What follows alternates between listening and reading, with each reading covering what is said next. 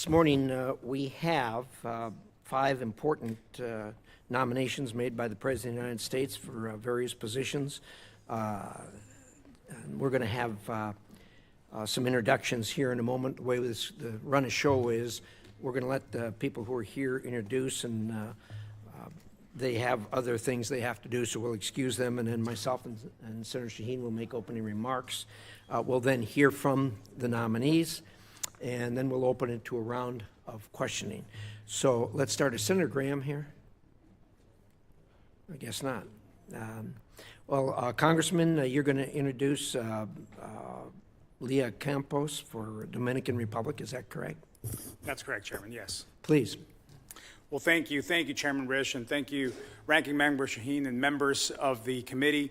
It's an incredible honor to introduce my good friend and President Trump's nominee to be the next ambassador to the Dominican Republic, Ms. Leah Campos. Leah and I have known each other for over 10 years. We first met in 2015, and for the past decade, I have known and I have seen her dedication and known that she's been destined to represent our nation at the highest levels. She's an incredible leader with a wealth of knowledge on the U.S.-Dominican Republic relationship. When you consider Leah's background, you clearly understand why President Trump has chosen her to serve in this role. She has worked extensively throughout her career in strategic roles relating to Latin America and the Caribbean in both public and private sectors. Like me, Leah is a product of the American dream. She comes from a family focused on service and patriotism. And Leah often highlights the inspiration her parents have been for her in her service. Her father came from humble roots in a mining town in our home state of Arizona and went on to serve in the Air Force for over 28 years. Her mother is an immigrant from Spain. Leah grew up abroad where she learned the importance of the United States' role in the world. And her background makes her uniquely qualified to represent our nation in a role as ambassador. Her decade-long service with the U.S. government makes her well qualified to serve our nation. And if confirmed, I am confident that Leah will thrive in this role to support and strengthen the U.S. interest with the Dominican Republic. Mr. Chairman, thank you again for the opportunity to introduce Leah. And thank you, Leah and your family, for your willingness to serve our great country. With that, I yield, sir. Thank you, Congressman. Thank you for taking the time to come over here. I know it's a long walk. Done it the other way. And always good to see you all. Thank you so much. Thank you. Senator Haggerty, would you be so kind as to introduce Charles Kushner? Certainly.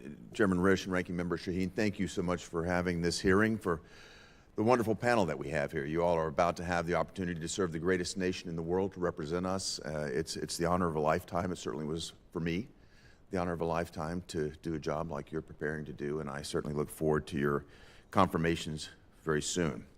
But today it's a special honor for me to introduce my good friend, Charlie Kushner. Charlie is President Trump's nominee to be the U.S. ambassador to France and Monaco.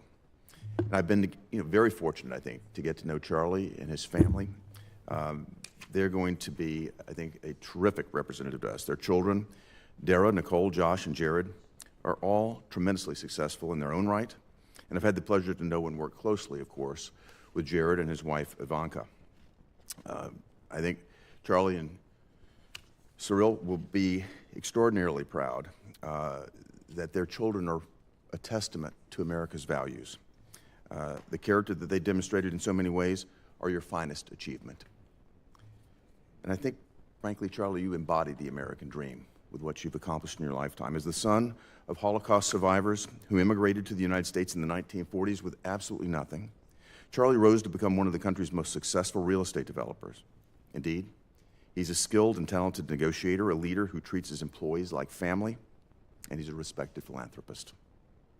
From my perspective as a lifelong businessman who served as U.S. ambassador to Japan during President Trump's first term, I believe that the skills and experience that Charlie has developed have made him successful in the private sector, but also will drive exceptional success in his role as America's ambassador to Paris. But let me say this, President Trump selected Charlie for this role not because of his business acumen and experience in tough negotiations, but also because Charlie is a deeply patriotic American who recognizes the strategic and historical importance of our transatlantic relationships. Charlie understands the unique and enduring bond between the United States and France, a bond that's rooted in shared history, democratic values, and mutual interests. He's committed to advancing U.S. national security interests by deepening the U.S.-France alliance through pragmatic defense collaboration and fair and reciprocal trade negotiations. In short, Charlie is a doer, and he's energized not only to represent our country, but to accomplish great things for the American people. I'm confident that Charlie, when he's confirmed, will work tirelessly to build a more secure and prosperous future for both the American and French people. I look forward to his testimony today and to working with my colleagues in this committee to ensure his nomination moves forward as quickly as possible.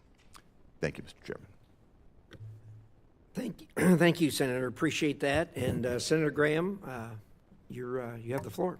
Thank you very much, Mr. Chairman, Ranking Member, and to all the members of the committee. It's my honor to introduce Edward Sharp. I didn't know his middle name was Sharp, but it makes sense if you get to know him, Walsh, who's been nominated to be ambassador to Ireland, where we all like stopping on our way to someplace else. And now that Ed's going to be the ambassador, I hope, and I'm sure you will, I'm going to stay a bit longer. I've known Ed for many years now. He's a very close friend to President Trump. So to our friends in Ireland, you're getting one of the closest friends that President Trump has, and that will benefit you because when Ed picks up the phone, President Trump will answer. He's very excited about this job. He's a professional engineer, real estate developer in New Jersey, and being in New Jersey, I'm sure that is a challenging task to be in the real estate business and a builder. But he's the founder and president of the Walsh Company, which was established in 2003. He's a highly respected business person. He went to Villanova, got in a car wreck, lost one of his classmates, spent the entire first semester in the hospital. He's a very determined fellow when it comes to succeeding. The biggest success was marrying his wife, Lynn. They met at Villanova. They have three beautiful daughters, Rachel, Maggie, and Anna, and two grandchildren, Hallie and Declan. Did I get that right? Declan. Okay, okay. And two dogs and two goats, and I met them all. So I just want to let you know that when President Trump called me about thinking about nominating Ed to be ambassador to Ireland, that is a perfect fit. Ireland is a wonderful place, a very welcoming place. People are full of life, and it's a great place to visit, and they've been a good ally of the United States. And to the people of Ireland, again, you'll be getting one of the closest friends that President Trump has, and in this business that matters. To the people of the United States, to my colleagues in the Senate, you'll be getting a very accomplished man who is dedicated to his country, is very excited about representing our nation in Ireland. He and his family are just top-notch people. He's been successful in every endeavor in his life, and I can assure you he will be a great ambassador to Ireland for all of us, and I would encourage this committee to support him. And to Ed and your family, congratulations, you've earned this honor. Well, thank you, Senator Graham, and you're right about us all stopping in Ireland. Unfortunately, that usually has to do with the fuel capacity of the fleet that carries us, but we're always glad to stop there, even if it's briefly. So thank you. I know you've got other things to do, so we'll excuse you. Senator Cornyn. Thank you, Mr. Senator Risch and Senator Sheen. Thanks for holding this hearing on these very important positions. I'm pleased to introduce my friend and fellow Texan, Joe Popolo, President Trump's nominee to serve as the U.S. ambassador to the Netherlands. Joe's been a great friend over the years. One time I visited him in his office, and he showed me a keepsake on his desk, which he saved from childhood. It was a framed page of scratch paper from with a child's handwriting on it, which reads, quote, "I will behave in school," close quote, 14 times. You can imagine the story behind that, but apparently that was one that his mother had given him that assignment as a result of a particularly rambunctious incident in his early years. The fact that Joe saved this artifact and keeps it on his desk every day speaks to his appreciation for the lessons he learned from his parents, lessons of dedication to hard work and studiousness in school. Considering Joe's outstanding achievements in life, it's clear that those lessons have served him well. He has an impressive track record in the business world and has made many great contributions to Texas, as Senator Cruz and I can both attest to. Under his leadership, he tripled the size of Freeman Company and built it into a world-class brand. He's the founder of Charles and Potomac Capital, a private investment firm focused on venture capital and private equity. But Joe is more than just a businessman. He's an active member of the community and has been involved with philanthropic organizations in Texas, around the country, and around the world. He's on the board of trustees at Boston College, where he earned his BA, the board of the National World War II Museum, the Papal Foundation, and many other worthy causes. He's been recognized for his leadership by the Dallas Business Journal as the most admired CEO, Entrepreneur of the Year by Ernst & Young, by the Dallas Entrepreneurial Pact with Governor William P. Clements Jr. Award, and by his alma mater, Boston College, with the John P. Curley Award. I'm grateful that Joe and his family will be willing to take on this important assignment, and I know his life has prepared him well for this role to represent the United States abroad as a U.S. ambassador to the Netherlands. So congratulations, Joe, on your nomination. Given the Senate schedule and the conflicting committee assignments, I'm glad I got here in time to deliver your introduction. Thank you and congratulations. Thank you, Senator Cornyn. Mr. Popolo, I can assure you that the nuns that taught me weren't nearly as generous as your mother was in such a short list. Senator Cruz. Thank you, Mr. Chairman. I'll confess I, too, have written many of those lists, but I guess I had the good sense to throw them away afterwards and not to follow them in the many years since. Good morning, Chairman Risch, Ranking Member Shaheen, members of the committee. It is an honor to introduce my friend, Joe Popolo. I've known Joe for many years. He is an incredibly successful business leader in the state of Texas. Joe graduated from Boston College with a degree in finance. He earned his MBA in finance and economics from the University of Chicago Booth School of Business. And after receiving his MBA, Joe joined the Freeman Company in 1997 and transformed it into the world's leading live event brand experience company. He currently serves as the chairman of the board of Pinnacle Live. Joe has been instrumental in shaping multiple industries, including technology, healthcare, media, energy, real estate. His knowledge across these diverse fields reflects his intellect and his qualifications to represent the interest of the United States of America at the highest levels of diplomacy overseas. Joe has earned great respect throughout the state of Texas and throughout the country as a business leader who loves his state and loves our nation. And he will make an excellent ambassador to the Netherlands, and I'm grateful Joe has agreed to serve.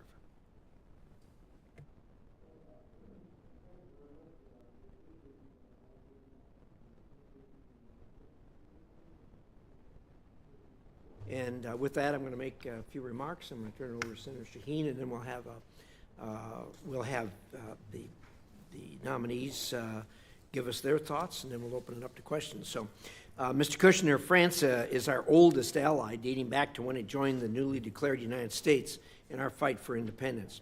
Today, the U.S.-France relationship is a pillar of global stability and a cornerstone of the NATO alliance. As ambassador, a large part of your role will be ensuring U.S. security interests are prioritized as we modernize and expand our military alliance to address the threats posed by Russia and China. France has reached the 2% defense spending target, but that percentage doesn't match the recent rise in aggression from our shared adversaries. I hope you will work with the French government to boost its defense spending to reach a necessary higher target. I also look forward to hearing your plans to work with France to maintain a fair and balanced economic relationship.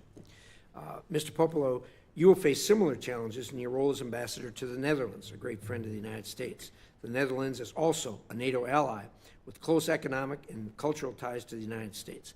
As you know, the U.S. and the Netherlands share one of the longest continuous diplomatic relationships in our history. Like France, the Netherlands has met its 2% defense spending target, but for the strength and security of our NATO alliance, we need to see that percentage grow. Mr. Walsh, The U.S. and Ireland share important common interests. Ireland serves as a gateway for the critical telecom infrastructure linking Europe and the United States, and with this strategic position comes significant responsibility to address the very real threats of it. I've previously called for Ireland to increase its defense spending to safeguard vital undersea cables from our shared enemies, and I hope you'll address this with your Irish counterparts. Additionally, as you know, Ireland has recognized a Palestinian state. This recognition fails to acknowledge actual conditions on the ground, and worse, the horrific attack against Israel on 7 October. This is a mistake by Ireland.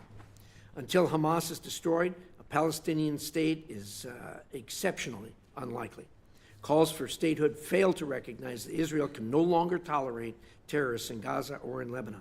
For too long, these groups have been a dagger pointed at the heart of Jerusalem and must be destroyed.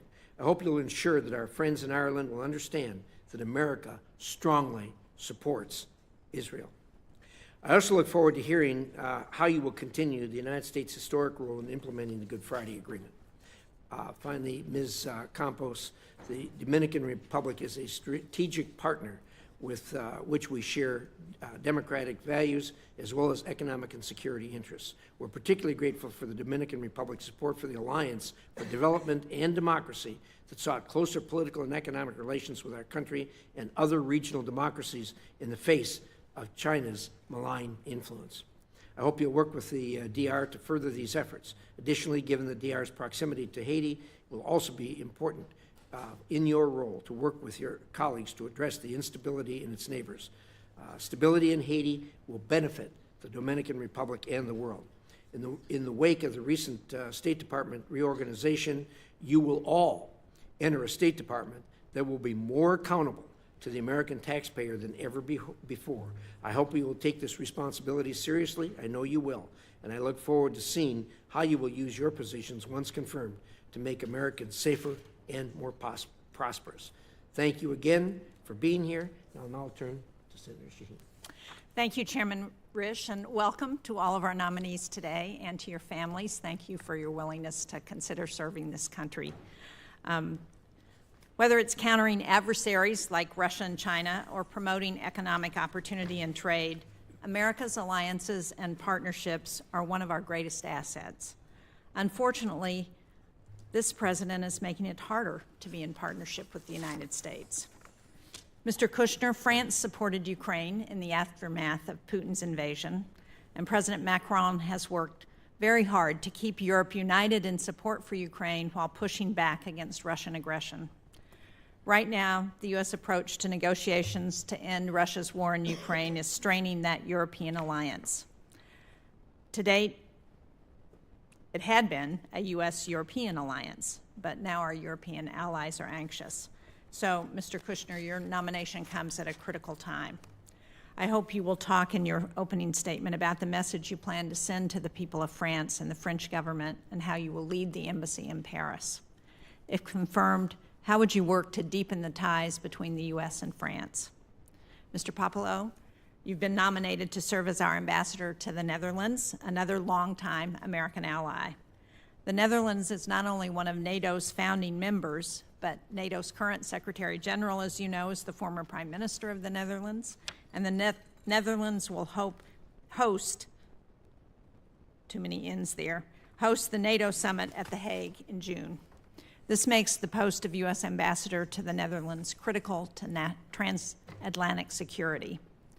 I believe this administration's confrontational approach toward Europe is a strategic mistake, especially in the case of the Netherlands. The Netherlands is home to one of the most specialized, important pieces of technology in the global economy today, and that is microchip manufacturers. Everyone in the world depends on microchips, and China is keen to develop the technology required to make them. So, Mr. Popolo, given that the Trump administration has levied tariffs on the Netherlands, how would you make sure this trade war does not drive the Dutch to send this technology to China? And Mr. Walsh, Ireland has been the target of tariffs by this administration. Tariffs on Ireland not only raise prices for American consumers and businesses, but they undermine the delicate balance of peace that was made possible by the Good Friday Agreement. If confirmed, I'd like to hear how you'll work to maintain the successful peace agreement. Finally, Ms. Campos, you've been nominated to serve as our ambassador to the Dominican Republic, the site of this year's Summit of the Americas. The Dominican Republic is one of the bright spots in the Western Hemisphere and the Caribbean in particular. The government is very supportive of the United States, as you know, and if confirmed, I hope you will work to address one of their major concerns, which is the situation in Haiti. It's critical that we find a way forward to bring the violence in Haiti under control. Doing so is not only important to our relationship with the DR, it's critical to U.S. interests as well. So I look forward to hearing from each of you today and to the question and discussion that we will have afterwards. Thank you all. Thank you. Thank you, Senator Shaheen. We'll now hear from the nominees, and we're going to start with you, Mr. Kushner. You're up.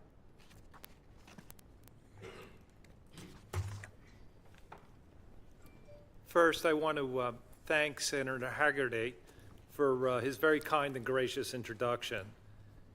Chairman Risch, Ranking Member Shaheen, and members of the committee, I am grateful to appear before you as I am truly humbled and honored for the opportunity to represent America in France and Monaco under the leadership of President Trump.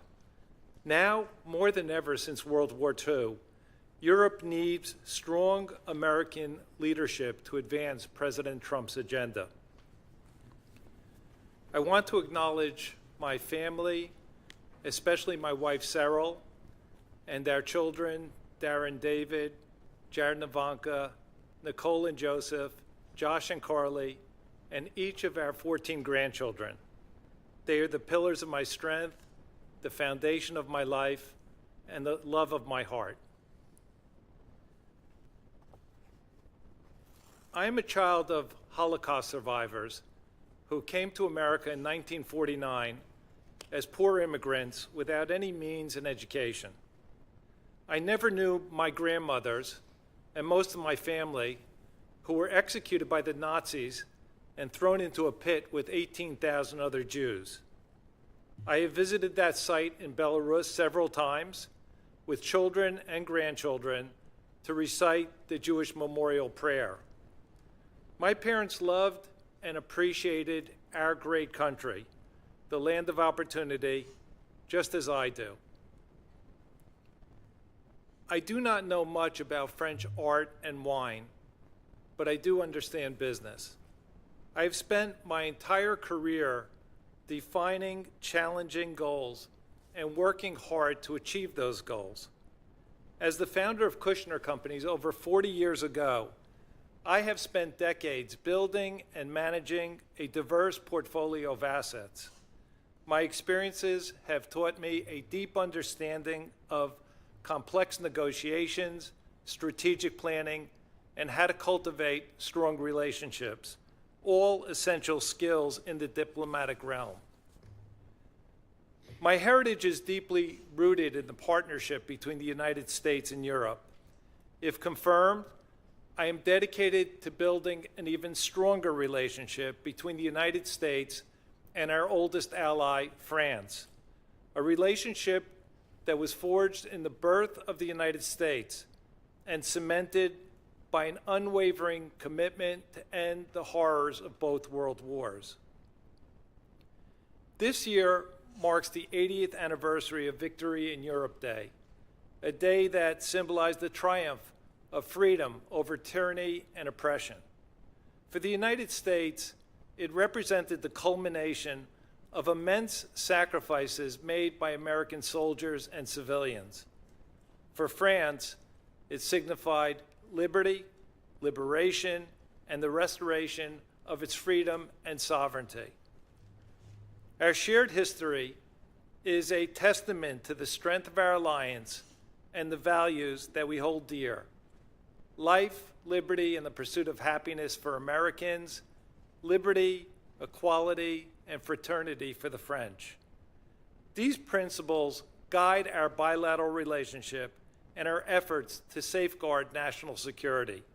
As ambassador, I would work tirelessly to strengthen this vital relationship, focusing on 3 key priorities. First, I will ensure that trade between our 2 nations revitalizes American industry and drives economic growth. France is our 5th largest investor with over $360 billion invested in the United States. However, President Trump has made clear the importance of having fair and reciprocal trade. I will work closely with France to bring greater balance to our important economic relationship and combat harmful regulations that target American companies. Through joint action, the United States and France can create even more opportunities for innovation and prosperity on both sides of the Atlantic. Second, I plan to strengthen the U.S.-France defense relationship to better address common threats and ensure the safety of our citizens. France is a key NATO ally, and our collaboration on counterterrorism, cybersecurity, and military operations is crucial for the security of America. France still spends far too little on its own defense, especially when the war in Ukraine is on the footsteps of Europe. I will urge France to invest more in its defense capabilities, as well as lead the EU to align with the U.S. vision of increased European commitments to security. Third, I will be an advocate for accurate Holocaust education and will promote efforts to counter anti-Semitism more broadly. I will seek to ensure the safety and security of the Jewish community. In France, recent reports reveal that 46% of young adults have never heard of the Holocaust. These findings are disturbing and underscore the urgent need for comprehensive education to ensure that past atrocities are not forgotten. In closing, I am committed to serving the United States with dedication and integrity. If confirmed, I will prioritize the well-being and safety of American citizens living and traveling in France. I believe that by fostering a more balanced trade relationship, pressing for more French defense investment and spending, and promoting historical education, we can create a more secure and prosperous future for both our nations. Thank you for your consideration. I look forward to your questions. Thank you, Mr. Kirshner. Well said. Mr. Walsh. Chairman Risch, Ranking Member Shaheen, members of the committee, it is an honor to come before you today as the nominee for the U.S. Ambassador to Ireland. I am deeply humbled by the confidence placed in me by President Trump in this nomination. If confirmed, I am committed to representing our country to protect, promote, and advance our interests in Ireland. First, I want to thank my wife, Lynn, who is here with me today. We've been together for 41 years, ever since we met at Villanova University, where I was studying to be an engineer and she was studying to be a nurse. I can honestly say I wouldn't be standing here today without her love and support. I'd also like to thank my 3 daughters, Rachel Walsh McGrath, Maggie Walsh Kelly, and Anna, for their constant love and support. Anna is newly engaged to a young man with deep Irish roots and hopefully planning a wedding in Ireland. Anna and Maggie are here with us today, while Rachel is home with her Irish twins, Hallie and Declan McGrath. I'm confident that all 3 of our daughters, along with their spouses, Joe and Matt, will continue to carry on our Irish traditions. Family has always been very important to me. I am the youngest of 7 kids, and I'm grateful for the strong support of my siblings. Though my parents are no longer with us, I know they would be incredibly proud today, and probably a little surprised. In 2003, I founded the Walsh Company, led it to become a recognized leader in construction and development across the tri-state area. My experience in the industry taught me that strong leadership and the ability to navigate complex challenges that are essential to building something that lasts, principles I will take great pride in and ones I will carry with me in representing our country and advancing our interests in Ireland if confirmed. I've had the privilege of being involved in several nonprofit organizations in my community, experience that also have shaped my values and approach to leadership. If confirmed, those same values will guide me in my role as ambassador and advancing our mission in Ireland. Ireland holds a special place in the hearts of many Americans, including my own. Our two nations are deeply connected by a rich legacy of shared history, culture, and values. I'm proud to come from New Jersey, home to over 1 million residents with Irish roots. 10% of our entire country has Irish heritage. That could be a low number considering how many messages I get on a daily basis. As ambassador, I will strive to uphold and enhance these enduring bonds, advancing the relationship marked by strength and vitality. One of our foremost priorities to be enhanced is the economic partnership between the United States and Ireland. Our bilateral trade and investment partnership is vital to the prosperity of both nations. Ireland has a population of 5 million people, yet is the 6th largest source of foreign direct investment in the United States. If confirmed, I will strive to enhance this framework so it serves Americans even more effectively. I will work to support American enterprises and facilitate Irish investment in the United States. By promoting innovation, entrepreneurship, and equal opportunities for U.S. companies, we can create a path to shared economic success and greater prosperity. In addressing the global challenges of our time, Ireland has been a steadfast partner. We collaborate closely on many issues, and I look forward to working together to advance our common interests and goals and uphold the values we hold dear. President Trump has made it very clear that Israel is a close ally of ours and that anti-Semitism has no room in the entire world. I look forward to working constructively engaging on the issues that contributing to the tensions between Israel and Ireland. The depth of our shared heritage is a testament to the enduring friendship between our nations. I am committed to expanding the cultural and educational changes that built the bedrock of these long-standing and enduring people-to-people connections. By promoting academic collaborations, cultural initiatives, and tourism, we can further strengthen the bonds of understanding and goodwill that unite us and achieve us greater things together. Last year, we celebrated 100 years of diplomatic relations between the United States and Ireland. The year before, we celebrated the 25th anniversary of the Good Friday Agreement. I'd be grateful to begin our next century of partnership with Ireland and set us on a path that rewards diligence, fairness, and dignity. I am fortunate that there is a long-standing, broad, bipartisan support for our interests in Ireland. If confirmed, I will work to continue the long tradition of bipartisanship, not only when we exchange shamrocks in March, but throughout the year. I am also fortunate that I can exercise diplomacy from the green lawns of Ireland's fantastic golf courses. Chairman, ranking member, and members of the committee, I am deeply honored by this nomination and the opportunity to serve as the U.S. Ambassador to Ireland. I stand ready to answer any of your questions. Thank you, Mr. Walsh. Mr. Popolo. Thank you, Chairman Risch, and thank you, Ranking Member Shaheen, and distinguished members of the committee. Thank you for the opportunity to appear before you today as President Trump's nominee to be the U.S. Ambassador to the Kingdom of the Netherlands. I'm deeply honored by the confidence President Trump and Secretary Rubio have placed in me. I'm grateful for the support of my family, especially my amazing wife of 32 years, Chris, who's also my best friend. I'm also honored to have our daughter, Kit, and our youngest son, Connor, here today. Our middle son, Buck, who is a Boston public school teacher, could not be here today.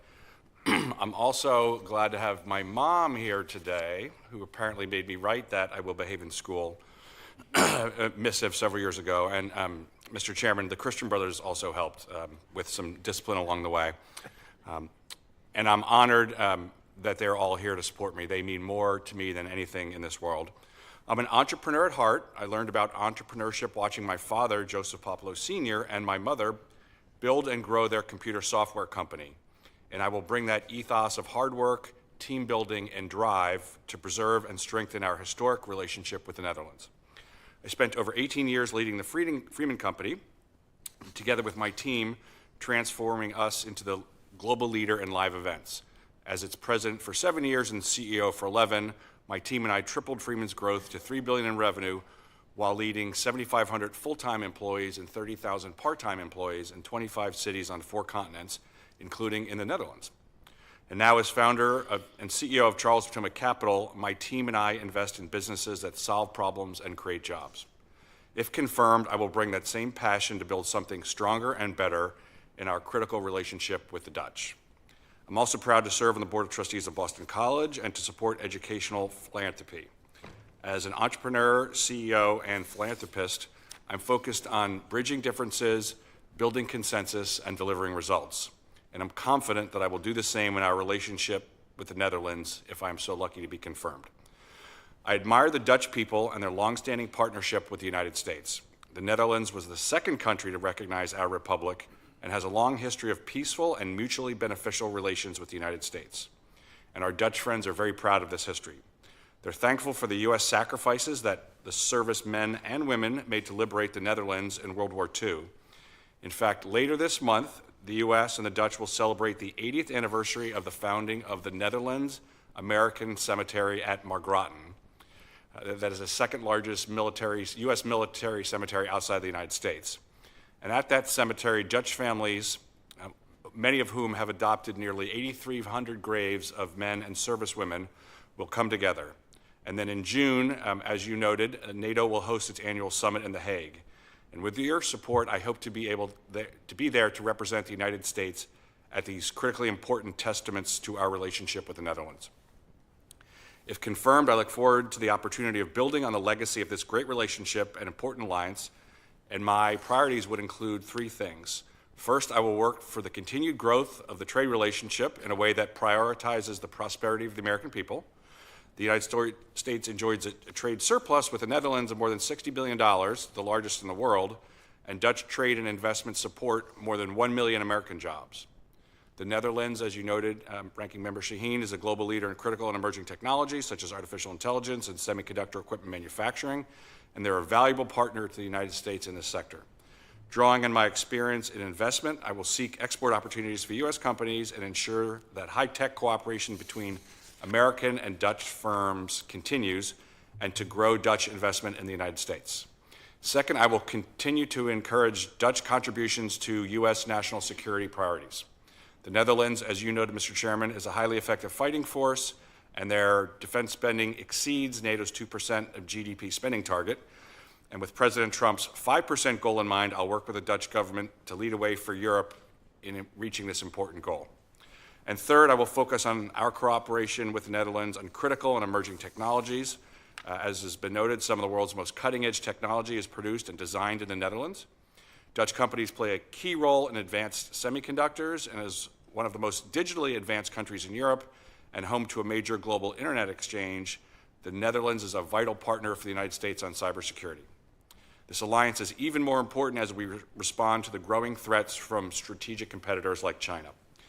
In closing, I'm committing to serve the United States in a bipartisan manner with dedication and integrity, and if confirmed, I will prioritize the well-being and safety of U.S. citizens living and traveling in the Netherlands.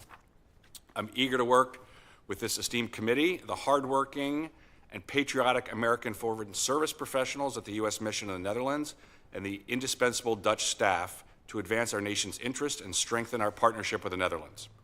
I believe that by fostering economic growth, establishing a more balanced defense partnership, and protecting and promoting critical technologies, we can create a safer, stronger, and more prosperous future for both nations. I'm here to serve, to listen, and to make the United States the strongest nation in the world. And I would just also like to add in closing that Chairman Risch and Ranking Member Shaheen, I've had the chance to watch a lot of these hearings knowing I was preparing for my own, and I want to congratulate both of you on the bipartisan and very collegial and respectful manner in which you have conducted these hearings. Thank you. Well, we try to make it work. Thank you so much. I appreciate that. Ms. Campos. Good morning. Mr. Chairman, Ranking Member, distinguished members of the committee and staff, thank you for the opportunity to appear before you today. I am deeply honored and humbled to be nominated by President Trump to serve as United States Ambassador to the Dominican Republic, and am grateful for the trust President Trump and Secretary Rubio have placed in me to lead our mission in Santo Domingo. I would like to take a moment to express my deepest condolences to the people of the Dominican Republic who are still mourning the loss of loved ones following the tragic accident at a well-known nightclub in Santo Domingo last month. I would like to recognize my 4 beautiful children, Christian, Isabella, Maria Soledad, and Xavier, who are here with me today, my parents, Miguel and Pilar, who are watching from their home in Arizona, my siblings, and all of my dear friends who have kept me in their prayers. I come before you today, a product of the American dream. My father was born in Superior, Arizona, a copper mining town where he grew up in poverty, working odd jobs to help his parents make ends meet when he wasn't at school, where he stood out as a star Little League baseball player. At the age of 18, my father enlisted in the U.S. Air Force, where he served for nearly 30 years, rising to the rank of E9, the highest enlisted rank. His military service took him early in his career to Madrid, Spain, where he met my mother. My mother was born in post-Civil War Spain to a family that had been pursued relentlessly during the Spanish Civil War by the communists, who targeted her parents for their devotion to their country and to their Catholic faith. Together, my parents are the most patriotic Americans I've ever known. They transcended poverty through hard work and faith in God, raising my siblings and me to never forget the blessing of having been born citizens of this great country, to serve our country, and to remain faithful to God. Thanks to my father's military service, I grew up living abroad, where I developed a deep understanding of the importance of our country's leadership around the world, with clear-eyed focus on the vital national interests of the United States. After completing my graduate studies, I joined the clandestine service of the CIA, hoping to continue my family's tradition of serving our country abroad in pursuit of peace, strength, and prosperity for the United States. After years of service at CIA, I came to Capitol Hill, where I served as senior foreign policy advisor on the Western Hemisphere to the then chairman of the House Foreign Affairs Committee. After some time in the private sector, President Trump has given me the most incredible opportunity to once again serve my country. If confirmed, my primary focus as ambassador will be to advance President Trump and Secretary Rubio's foreign policy priorities of ensuring a safer, stronger, and more prosperous United States. As Secretary Rubio noted while visiting the Dominican Republic during his first official trip abroad, the United States and the Dominican Republic share a robust, dynamic relationship. More than 2 million Americans of Dominican heritage reside in the United States, and 5 million U.S. tourists visit the Dominican Republic every year. The United States enjoys a more than $5.5 billion trade surplus with the Dominican Republic, with more than $30 billion in annual trade between our countries. These connections provide a strong foundation for collaboration on key issues that impact both of our nations. Among my top priorities, if confirmed, will be to work closely with the Dominican government to enhance border security and curb illegal immigration to the United States, while stepping up the work we already do together to disrupt the operations of drug cartels and transnational criminal organizations. And importantly, I will work tirelessly to counter the Chinese Communist Party's influence in the Dominican Republic and throughout the hemisphere. In addition, if confirmed, I will make the morale and professional growth of all members of the U.S. mission to the Dominican Republic a key priority, especially among first and second tour officers.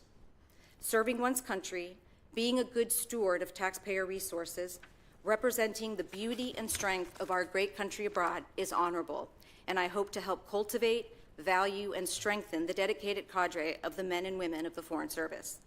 In closing, I am deeply honored by this nomination and am grateful to this committee for its consideration. If confirmed, I commit to working closely and respectfully with this committee, the administration, and my counterparts in the Dominican Republic to advance the President's foreign policy objectives. I look forward to any questions you might have of me. Thank you. Thank you, Ms. Campos. We're now going to turn to a round of 5-minute questions. And for those of you who don't usually watch this committee, you see all the comings and goings. It started with the people who introduced our witnesses, and then the panel has to come and go. But we all have overlapping demands on our time, and it's awkward, but we somehow get it done, and we appreciate your indulgence in that regard. So, starting with questioning, first of all, as far as the Netherlands is concerned, Mr. Papa, I hope you will be able to convey to the Dutch, those of us who work in a national security lane, so much appreciate their understanding of their place in the supply chain on semiconductors. Semiconductors are a national security issue. It's a really unfortunate circumstance that we've been through in recent years, where the United States invented this technology, and then the manufacturers and inventors, drawn by the siren of cheap wages, moved everything to Asia. And now, because it is so critical to everything we make, particularly defense, but in automobiles, refrigerators, anything you have has these in. The Dutch play an incredibly critical role because they're the bottleneck. They make the machines that make the machines that make the semiconductors. And they have been very good with us as far as understanding that selling the highest technology to the Chinese is a real problem for national security. They've been tremendous in that regard, and I hope you'll be able to appreciate I hope you'll be able to convey to them the appreciation that we have for that. Thank you, Senator. The State Department did a great job of briefing us in certain things, and that is one of them, just how critically important a partner the Dutch are in national security and technology and export controls with respect to China. So absolutely, I will convey those thoughts. Thank you. I appreciate that. Concerning Ireland, my grandmother was a Murphy. No relation, I'm sure, to Senator Murphy. At least I don't think so. In any event, I got to tell you, it's heartbreaking to see the mistake that the Irish are making regarding the Jewish state and Hamas. It's absolutely heartbreaking, is all I can say as far as watching that, with zero recognition of what Hamas did on October the 7th. And I truly hope that, Mr. Walsh, that this is going to be a tough needle to thread when you got a close ally making a horrible mistake, but you got to thread that needle. And I hope you will convey the message that they are very much out of step with the United States as far as their relationship with those countries in the Middle East. Your thoughts? Yeah. Thank you for the question. It certainly is a topic that we're going to be discussing for a long time, and I am looking forward to getting really a detailed brief on all the issues relevant to this. But I do know that President Trump's been very clear, along with many of you, that Ireland is an ally, and there's no room for anti-Semitism throughout the world. So it definitely will be a big part of my conversations with them, and I do look forward to that. But I hear you. Be glad to meet with you on it. I'll meet with you again on it if you want to. And hopefully when you come over, we'll meet and even have other meetings if you would like. And I do understand the issue, but I'm really looking forward to kind of diving into more of the detail. It's going to be a tough needle to thread, but they are an ally. Senator Shaheen.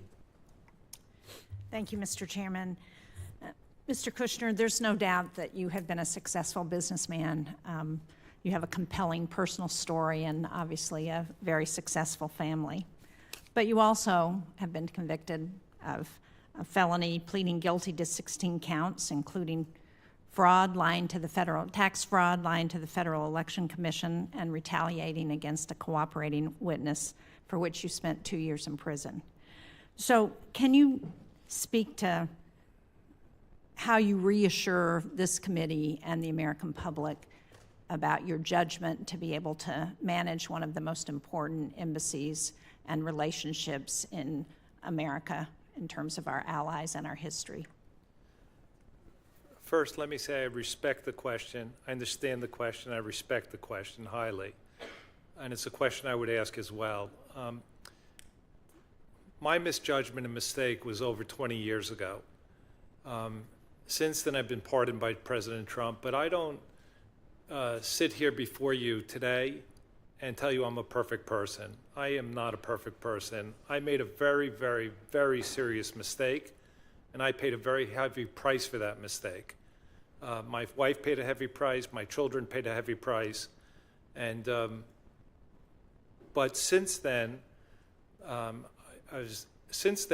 look at life as a balance sheet, and many of us have assets, many of us have liabilities, and I have liabilities for sure, and the mistake I made in the past is one of my many liabilities. But I also like to think of my life in context that I've had a lot of assets.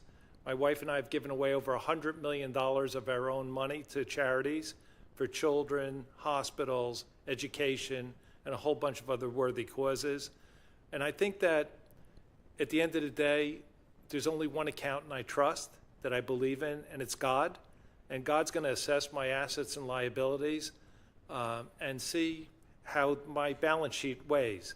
In terms of my past bad judgment and my future judgment or my current judgment, because you're correct, it is a big responsibility, this ambassadorship, as it is for all of us. But I think that my past mistakes actually make me better with my judgment, better in my view of life, better in my values, to really make me more qualified to do this job. Maybe if I hadn't been on top of a mountain and fell off that mountain at some point in my life. So thank you for raising it, and it's an issue that I'm sure is on a lot of people's mind that they don't have the courage to raise it. So thank you. And it's an example also for my grandchildren who are sitting here today, that if you make mistakes, you have to admit your mistakes, and you have to go on with your life and make it productive and worthwhile. Well, thank you for that frank response. Also, just to follow up, your nomination is being advanced, excuse me, through the committee at relatively a quick pace for this committee because you were nominated in February, but the committee only recently received your financial disclosure, which is quite lengthy. So do you commit to continuing to respond promptly and fully to any additional questions that the committee has about that financial disclosure? Yes, without a doubt, I will respond and follow the guidance of the committee as to what I should be doing and not doing by way of divestiture and relinquishing responsibilities. Thank you very much. Mr. Walsh, the Good Friday Agreement facilitates cooperation between Northern Ireland and the Republic of Ireland. And what do you think should be the role of the U.S. to help be a guarantor of the Good Friday Agreements and supporting this cross-island engagement? Because clearly it's going to be critical to maintain the relationship both between the U.S. and Ireland and Northern Ireland. Thank you, Senator. It is a great question. But before I answer that, I just want to say that meeting with your team was really great, and I want to thank them for information that they gave me also. This also is, or has been in the past, a complicated situation, but today the U.S. has played such an important role in the Good Friday Agreement in the past that I think that today it's just going to continue that strong support. I do plan on also meeting with Ambassador Stevenson a few times to actually discuss with him and keep that line open. And I think the communication's the key to this whole issue. I think just understanding it, meeting with people, and keeping that agreement going, basically. And I think we certainly have all the support of all of you on this agreement, and I'd be glad to meet with anybody at any time if there's any issues. And as soon as there is something that comes up, I will let you know. But I'm with you on it. It's a very, very important part, and I know a lot of senators in the past certainly have spent a lot of time and effort on this, and we want to continue that support. Well, thank you. As you point out, there are a lot of Americans of Irish descent who are watching this very closely as well. Thank you, Mr. Chairman. One of the things that Chairman Risch did not point out is that we're in the middle of a vote, and so people are going back and forth to vote. So that's why I will be leaving to go vote and be back shortly. Wonderful, thank you. Well, what a great panel. We have a University of Pittsburgh graduate, we have a Villanova graduate who's an Irishman, we have my friend Charles Kushner, and we have my friend Joe Popolo. So congratulations to all of you and to your families on this great opportunity to serve. I will thank the chairman and the ranking. I mean, I could go on all day here. I'm by myself now. I mean, This is good. I'll thank the chairman and the ranking member for convening this hearing, and thank you all for your service. Let me start with you, Mr. Kushner. I just want to say it's great to see you this morning. I know you and your family. I'm a big admirer, and I really do think your life is representative of the American dream. It's an American story as the son of Holocaust survivors. To be sitting here today as a successful businessman, a successful citizen, and the future ambassador to the Republic of our oldest ally. There's three things I'd like to just put into the record in terms of your qualifications. First, I'm heartened by your testimony that Holocaust education will be a priority for you in France. I think we've seen post-October 7th that the scourge of anti-Semitism exists across America and across the world, and I commend you and your commitment to lead on that front, and I'll be happy to support you in any way. I was also want to just spend a minute thanking you and recognizing your leadership on criminal justice reform. A friend of mine for, 25, 30 years now is Cory Booker. Cory and I have spoken about your leadership in New Jersey and all that you have done to help young men and women returning from prison get back on the right path in their lives. And I want to share for the record a specific statement from Senator Booker, and I quote, "I can unequivocally say that without Charlie Kushner, we would have not passed the bipartisan First Step Act, which led to the liberation of thousands of Americans from unjust incarceration and unjustifiably long prison sentences. His work has helped us to reform the criminal justice system, save millions in taxpayer dollars, and help nonviolent offenders have a successful second chance in life." So thank you for that. I want to make sure we recognize that leadership. I think it answers in part Senator Shaheen's question of the leadership you bring to this important role. And finally, I want to just say I was encouraged by the priority you put on strengthening the U.S.-France defense relationship. On that front, the French carrier strike group recently returned to Toulon after a 5-month deployment in the Indo-Pacific. These types of deployments are absolutely critical to preserving freedom of navigation, as you know, in the Indo-Pacific, against our greatest geopolitical rival and adversary, China, and to ensure that France is leading alongside the United States in the face of the PLA's increased military assertiveness, which we see throughout the region. So with all that, let me ask you the first question. Will you commit to encouraging France to continue such deployments and to conduct future Taiwan Strait missions and transits? Absolutely, yes, because it's France and America work in tandem with exactly the same objective, to keep those regions safe and secure. So the urging of the president, I think, in terms of urging for more spending on defense capabilities is critical, and the working together to secure those areas of the world are also critical. So I'm committed to it, absolutely. Very good, thank you. And second, shifting to Europe, one of the things I think President Trump has done masterfully is put the pressure on Europe, France, and other countries to pay their fair share of NATO and in defense investment, but we're still not where we need to be, as you know. So in your role as ambassador, what will you do to continue to assert the kind of pressure we need to make sure that America's role in the world is supplemented by a really robust defense spending on the part of France and others? I think President Trump has done most of the work already, because Macron, in particular, they've increased their from their GDP to 2.something% of their spending, but it still ranks the lowest third. They're 19 out of 32 of the allies. So they still rank very, very low in terms of what they're spending. Macron himself, because of the pressure of President Trump, has acknowledged that he wants to go to 3%. So it's the job of myself and whoever else can insert influence to get him up to the 5% mark of the GDP, and I plan to try to be influential to push just that. Very good, thank you. And I'll just try to squeeze in one more question. Ms. Campos, shifting gears to drug trafficking. It's a big deal in Pennsylvania. We have a huge fentanyl crisis. We, as you know, have a lot of efforts to by the cartels to further build out their drug trafficking operations throughout the Caribbean and South America, Central America.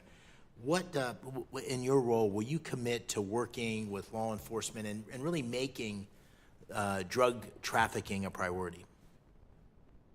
Thank you, Senator, for that important question. As you know, the Dominican Republic, and as I mentioned in my statement, and the Dominican Republic and the United States already have a really strong relationship across all the anti-drug trafficking, anti-criminality operations. As you also know, we haven't had an ambassador in the Dominican Republic for 4 years.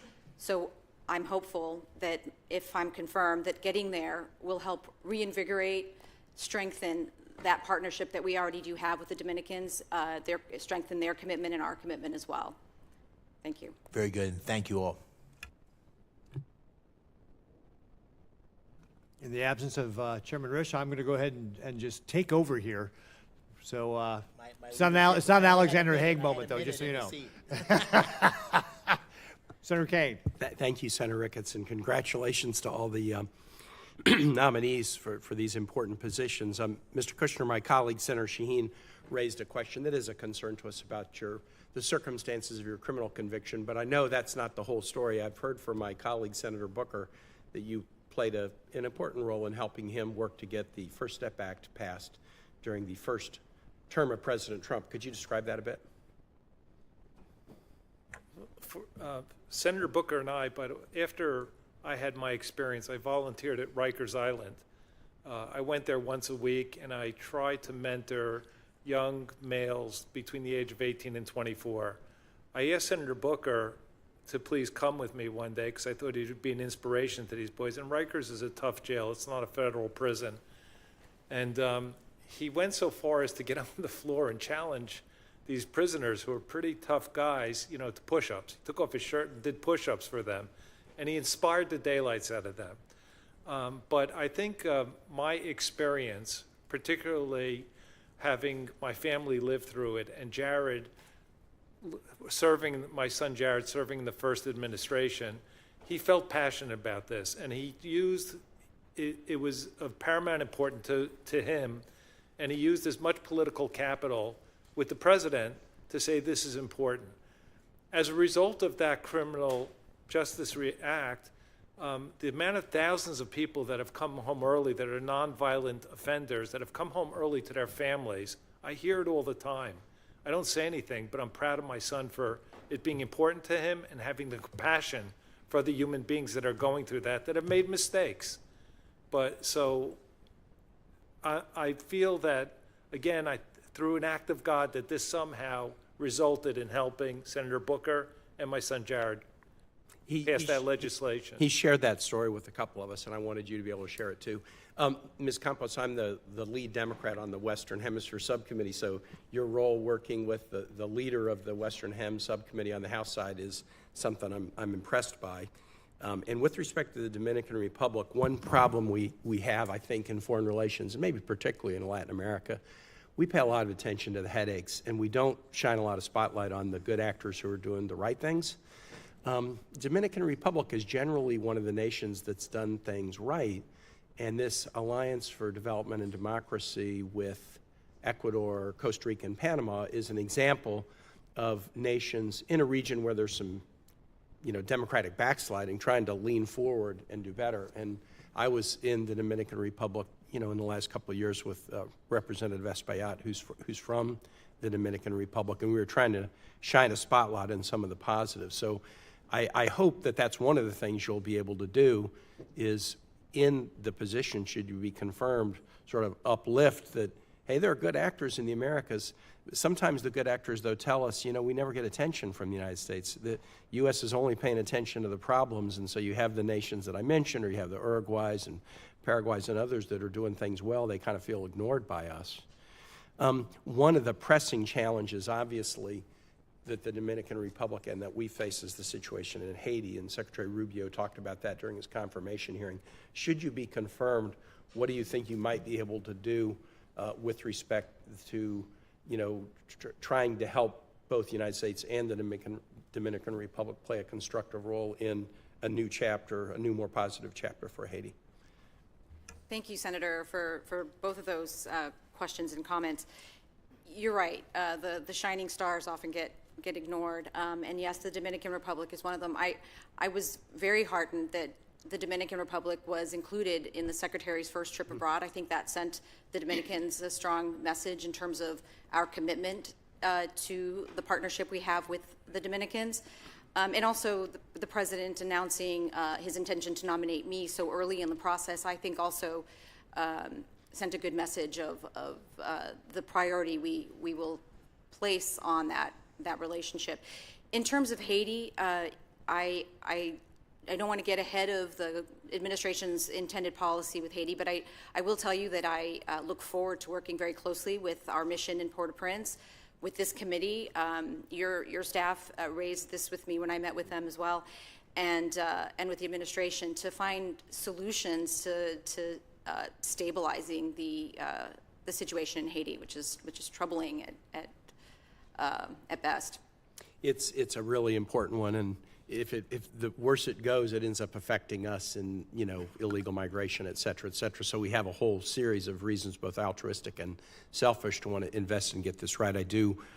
I'm glad that the security force, under the leadership of the Kenyans, with participation of others, funding from the United States, is going forward, and I think we need to retain a commitment to that. But anyway, thank you for your answers, and I yield back, Mr. Chair. Senator Haggerty. Thank you, Mr. Chair. And again, to all four of you, congratulations on the significant appointments that you've been nominated for, and I hope you're confirmed for. Mr. Popolo, I'd like to start with you, if I might, on an issue where I think your business background is going to bring incredible force and weight, that has to do with foreign military sales. It's a current issue with the Netherlands. Just recently, the State Department announced that they'd approved the sale of 200 Tomahawk land attack missiles. It's a $2.2 billion value sale. But importantly, it's going to step up the Netherlands' defense capabilities, and it's going to help support our defense industrial base. And this committee has heard me talk many times about my frustrations with the foreign military sales process. It's sclerotic. It takes too long. To see a businessman come into this role makes me optimistic that you'll see an opportunity like this to go into the foreign military sales process when you're there and find significant improvement. So I'd just like to get any thoughts you might have and let you know that my staff stand ready to work with you in this process. Thank you, Senator. Great question. As has been said in the introduction, obviously the Dutch are a very important military partner. They're a founding NATO partner. They're part of the F-35. They are among the highest, if not the highest, in spending on military as a percentage of GDP in the EU. However, there is an opportunity to grow, and I would love to get more information from you in more detail and dig into that process. It's a great opportunity for us. The EU, as you know, is a big trade imbalance with us, and although the Netherlands is a positive one, military sales are absolutely a way we can help drive down that trade deficit. Do you see other opportunities as a business person to work more closely with the Dutch, particularly on national security and economic security issues? Absolutely. I would say they're the most like-minded partner of ours in Europe.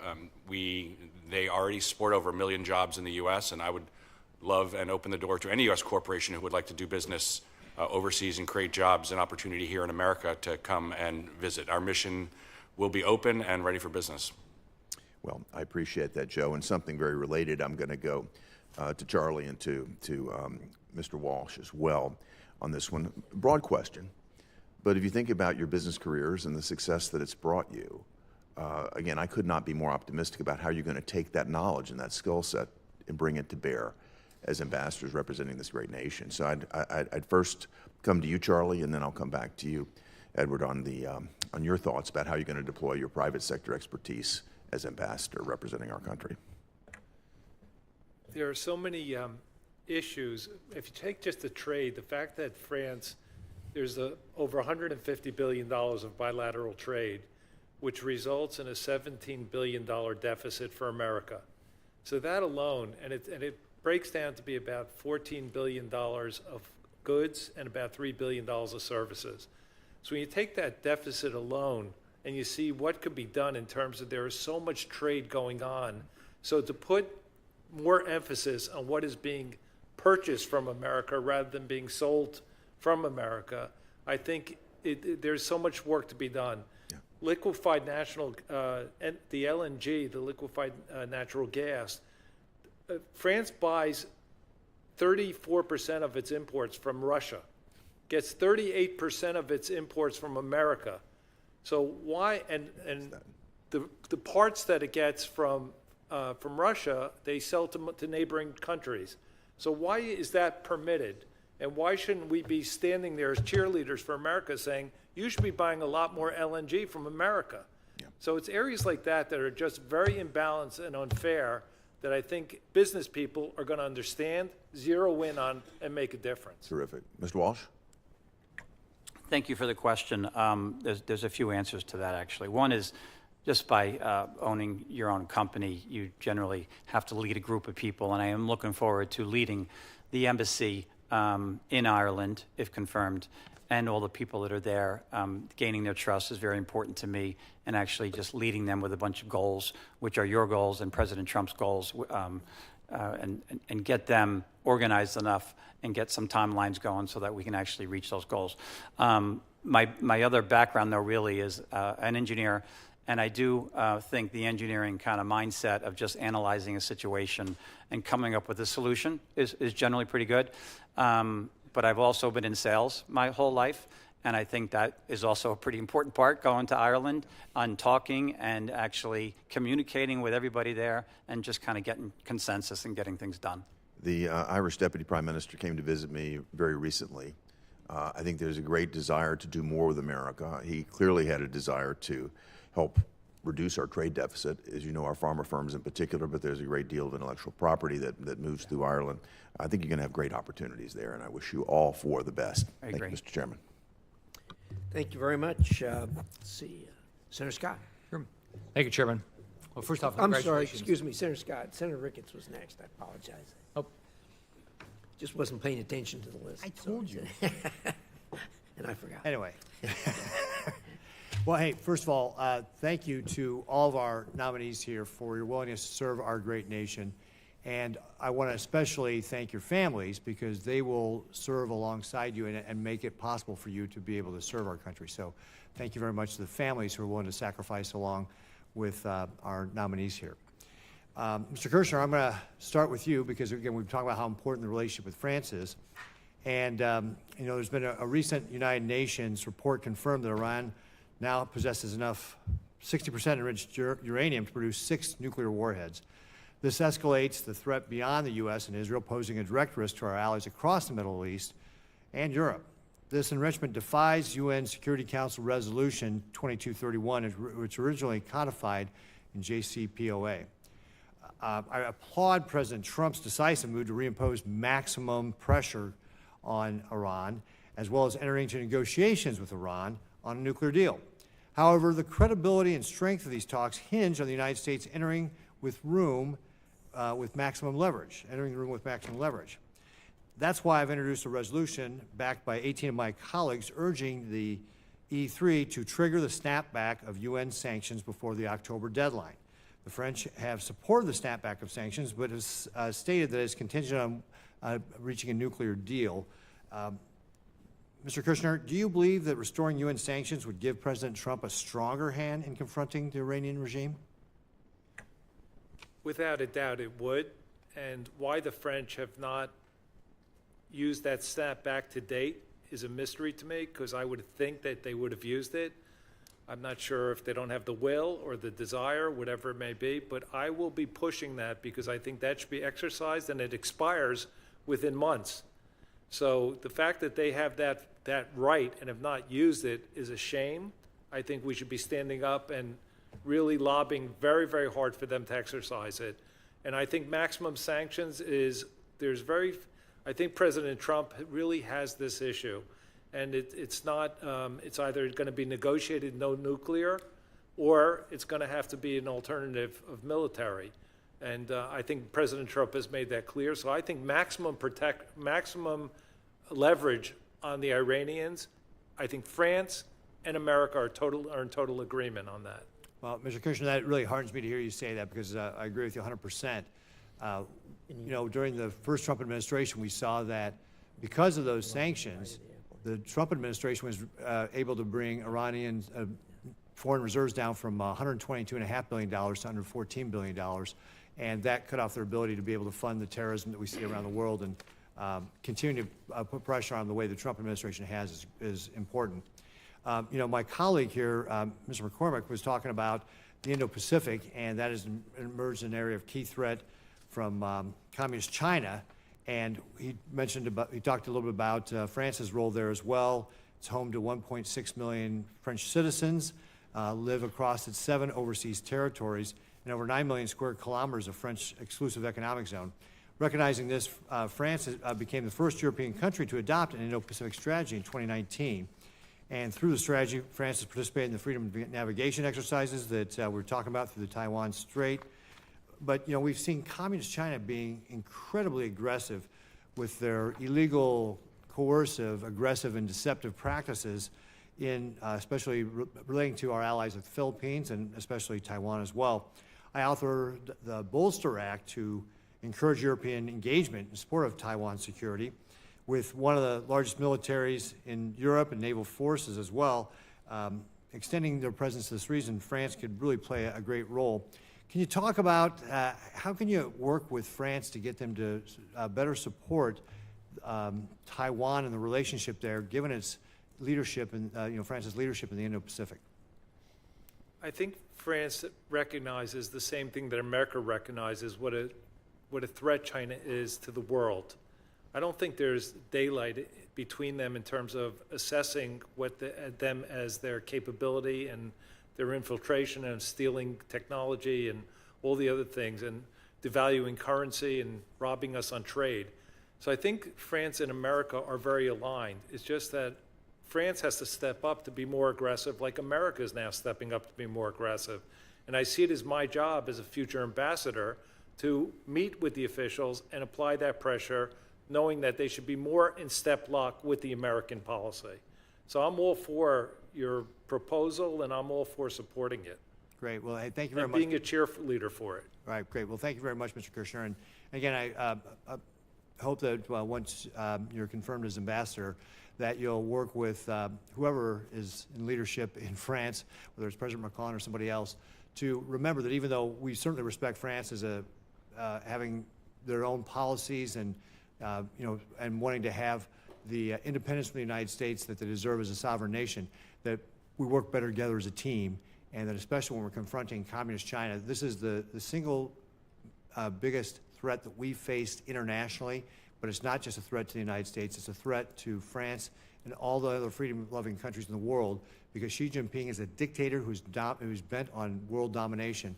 And for France to go a separate way from the United States would undermine our collective security. So I hope you'll emphasize that when you get there. Thank you. Well said, Senator Ricketts. Well said. Senator Scott. I think so. Yeah. All right, thank you, Chairman. Well, first off, congratulations to each of you. It's a great opportunity to be an ambassador, and you'll have an opportunity of a lifetime to really have an impact on relationships with each of these countries. So let me start with Mr. Popolo. We have a strong relationship with the Netherlands. It's nice to see the government is committed to the 2% threshold for defense spending. It has taken a long time, and if I was just in Finland, Denmark, and Estonia, and they're spending significantly more. If you listen to what NATO's needs are, when you go over there, they are absolutely convinced that Putin will invade as soon as or within a reasonable period of time after the Ukraine war is over. So what are you going to do to get them to step up and be a better NATO partner? Thank you, Senator Scott.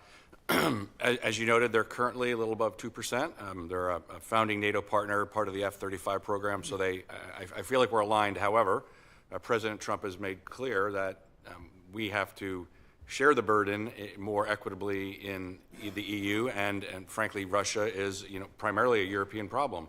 So I'm going to be pushing on behalf of the President and Secretary Rubio to see what we can do to get them closer to the 5% that, as I think you know, is what he has requested. There is going to need to be forces in Ukraine after. I believe President Trump will be successful in negotiating a peace deal. There has to be a conversation about how that's going to be supported. The threat of China continues to grow, and so the Europeans and the Dutch also, they need to step up. What, it seems to me that, the world is dividing up between the bad guys, Communist China, Russia, Iran, North Korea, and a few others, and then the democracies. And it seems to me we have to align our economic interests. And so how are you going to help the Netherlands get better at aligning their economic interests with ours, where both countries have the opportunity for their workers to be able to sell products and services into each other's country, and we stop buying from the people that want to demolish our way of life? Excellent. Thank you, Senator. We are blessed to run a trade surplus with the Netherlands today, although a lot of that does come into Rotterdam and then go out to other countries in Europe. I'm certainly going to be wearing the hat of the U.S. LNG producers to see if we can sell more. Generally speaking, I would love to be a representative for the U.S. business community that would like to come over and expand our relationship. They're currently supporting over 1 million U.S. jobs. And I think generally speaking, they have been really good partners where there have been issues around national security or export controls that we've been able to work together. But clearly, I'm going to be trying to build that relationship. We share an existential threat with China, and there's no reason we shouldn't be tighter together in opposition to what they're doing. Thanks. Thank you. Mr. Walsh, historically we have had a very strong relationship with Ireland, and I hope that continues. However, several members of the Irish government have made inflammatory, one-sided statements blaming Israel for the conflict in the Middle East, while ignoring terrorism by Hamas and Hezbollah. How are you going to be able to push back against this rhetoric and hold them accountable for disparaging a U.S. ally? Thank you for the question, Senator. It is a really important topic and something I look forward to actually getting a lot more information on in the future. But first, I'd like to say that Ireland did at least condemn the October 7th attack. So that was a good start. And President Trump has made it very clear that Israel is an ally, right? And I fully on board with that. And any anti-Semitism throughout the whole world will not be tolerated. And I agree with that also. And I would love to meet with you or anyone else in the committee to actually talk about that further. But it's certainly on my mind and something that I'm looking forward to discussing more and just having open conversation with them to talk it through and so they understand what our role is in that. Thank you. Ms. Campos, the Dominican Republic has had some issues because of the unrest in Haiti. What are your plans to be able to address the refugee crisis that the Dominican Republic is dealing with and trying to make sure the Dominican Republic is part of the solution with regard to Haiti? Thank you for that question, Senator. As I mentioned earlier to Senator Kane, who asked a similar question, I'm not able right now to get ahead of what the administration wants to do in terms of Haiti, but I do commit to working very closely with our embassy in Port-au-Prince, with the administration, with you and your staffs here at this committee, to try to find solutions to stabilize Haiti, because you're right, the attendant effects of the instability on Dominican Republic and on, in particular, your state of Florida, sir, are serious. So I will be working hard with my colleagues, as I said, in Port-au-Prince, to come up with some solutions there. All right. Well, thank each of you, Mr. Kushner. Good luck with France. I don't see them as the perfect ally. They don't seem to always cooperate with us to make sure countries like Iran are held accountable. But I know you'll work your butt off trying to make sure they do the right thing. But congratulations to each of you. Thank you, Senator Scott. We don't use the word perfect in the same sentence with allies most of the time. It's just a fact of life. Or with colleagues. Yeah. Careful. Senator Shaheen. Mr. Popolo, the Netherlands recently announced an additional $2.2 billion in security assistance to Ukraine. It's focused mostly on drone technology. And in October, the Netherlands, I'm having so much trouble with that today, announced that it has begun to deliver 24 F-16 fighter jets to Ukraine. So as we see the Dutch staying the course and standing up to Putin's brutal invasion of Ukraine, how will you continue to advocate for their ability to support Ukraine and help bridge the gap, if there is one, between that approach and the approach that the White House may be taking to Ukraine? Well, thank you, Senator, for that question.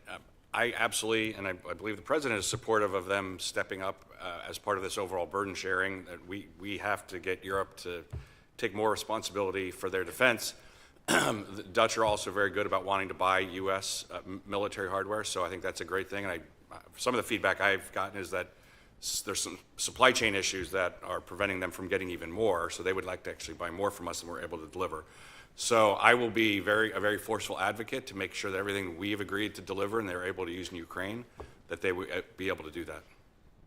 Good, thank you. I'm pleased to hear that. And I would just point out, as a member of the Armed Services Committee, one of the challenges with those supply chain issues has to do with our industrial base's ability to produce the armaments that other countries would like to see from us. Absolutely. Thank you. Ms. Campos, as I said in my opening statement, the next Summit of the Americas is scheduled to be in the Dominican Republic in December of 2025. That would occur during your tenure, if you're confirmed.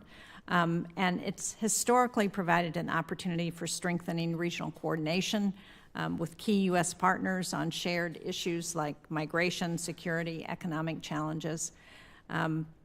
What issues would you like to see addressed during this upcoming summit?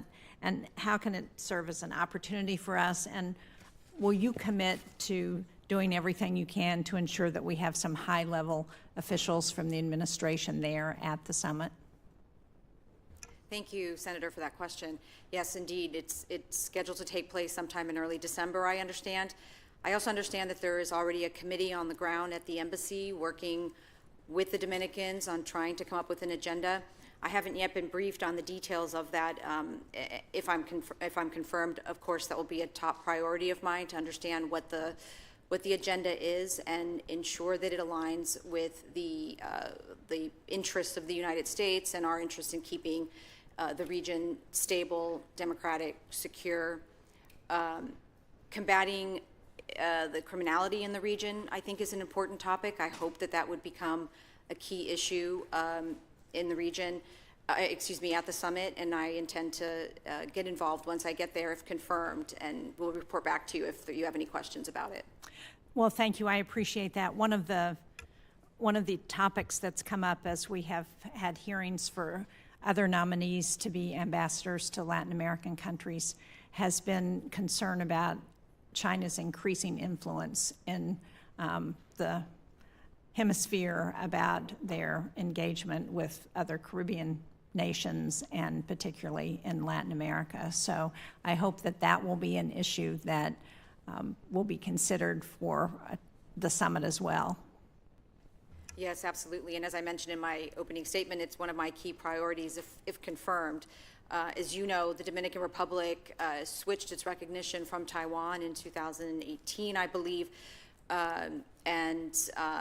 We haven't had an ambassador, as I said, in a long time, so I'm hoping to be, if confirmed, a positive advocate for turning away from the malign influence of China in the Dominican Republic. Thank you. Thank you all very much. Thank you, Senator Sheen. Senator Cruz. Thank you, Mr. Chairman. Welcome, congratulations to each of the four of you. Mr. Kushner, let's start with you. Iran's push to build a nuclear arsenal poses the most immediate threat to U.S. national security. I agree with President Trump that the only acceptable nuclear deal is one in which the regime fully dismantles its enrichment capacity, and that the United States should impose maximum pressure against the full range of the Ayatollah's malign activities.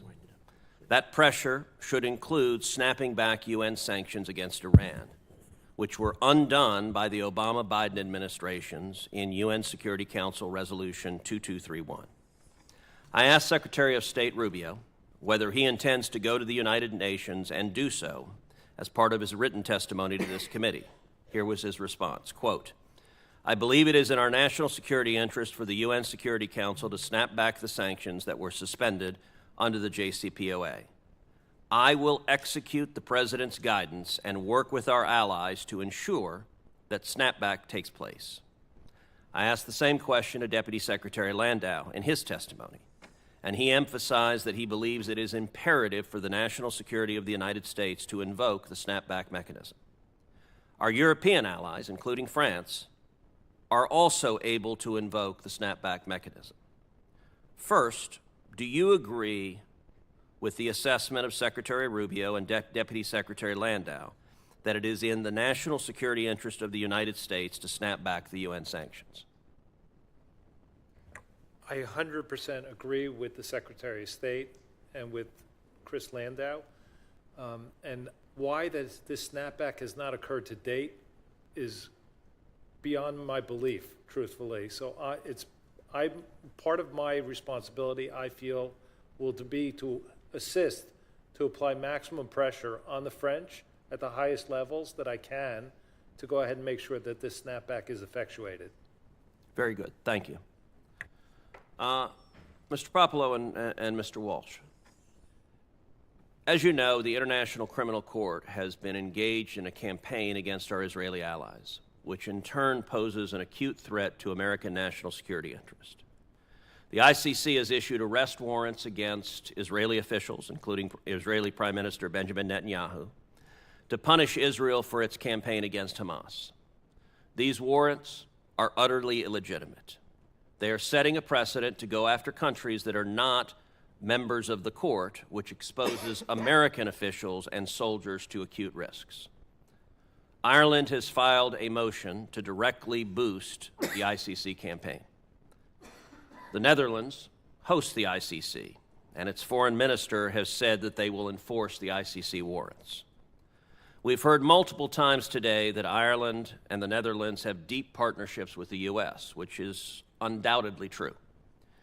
It is equally true that their support for the ICC endangers core American interests. If confirmed, how do each of you intend to approach these issues? And we'll start with you, Mr. Walsh. There's a lot to talk about there, and I have not been fully briefed on that item. I know that it's a big issue, though, and I know it's a big concern of yours and many others. Even President Trump has let me know that. What we need to do about it is communicate the way we feel about it, and then relay that message back to you guys and figure out a way to really hold them reliable to actually helping us. And we're an ally of Israel, so it's a difficult conversation, to tell you the truth. And I'd be glad to relay your message and President Trump's message over to them at any time. Well, that's helpful, and I will say it is a clear assault on Israel, but Israel's not a party to the ICC. But it is also a clear assault on America, because America's not a party to the ICC. And the same illegitimate authority that claims the ability to issue an arrest warrant for Benjamin Netanyahu would also claim the ability to issue an arrest warrant for President Trump, for the Secretary of State, for the Secretary of Defense, for American generals, for American soldiers. We're not a party to the court. The court has no jurisdiction, and it is illegitimately asserting power over nations that have not acceded to its authority. Mr. Popolo, your thoughts? Thank you, Senator. President Trump and Secretary Rubio have been very clear this is totally unacceptable. And while the Dutch are great partners, we have a very, very clear difference here. I am going to be delivering the mission that the message that this is illegitimate, that they should not be targeting people who are not a party to the agreement. I believe we have partial sanctions in place, and the president may very well choose to increase that pressure if we don't get the proper recognition from the ICC. Very good. I appreciate it. Thank you. Thank you, Senator Cruz. Well said. And as far as the court's concerned, you know, it was set up to address the issue where a country did not have a democracy and a legitimate and believable judicial system. That's what it was for, not to handle cases for states that, countries like the United States of America that take care of their own problems. Thank you for bringing that up. Well said. To our witnesses, thank you so much for being here today. Before closing, I'll order that letters of support that the committee has received for any of the nominees will be added to the record. I will also note for the information of the members that the record will remain open to close of business tomorrow to submit questions for the record, which if you get, I hope you will answer quickly. It will help move along your nomination. Thank you to the committee. Thank you for your families for attending here. Thank you for your willingness to serve the country. With that, committee's adjourned.